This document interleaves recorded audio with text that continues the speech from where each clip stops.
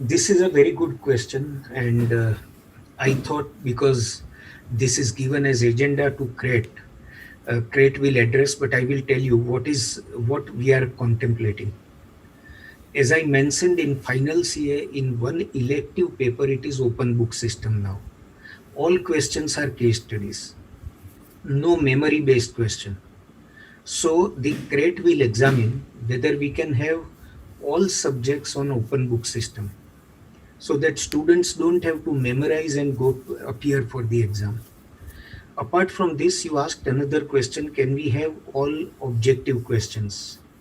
So we had given it to some of the teachers that suppose from a particular topic at present we are giving a full-fledged question.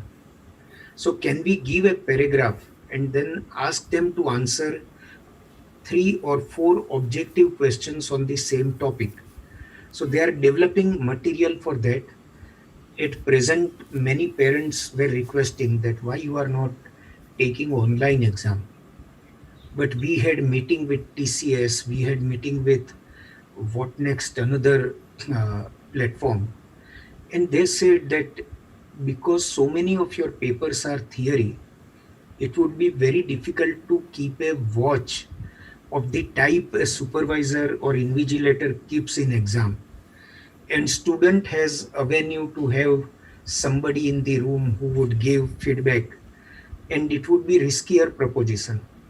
But once you convert your questions into open book system and objective type, then you can have online exams also. So both these options, see, open book system, we are very serious about all these subjects because memory based learning students have done for years, and now time has completely changed where it is possible to give them books and ask them case studies.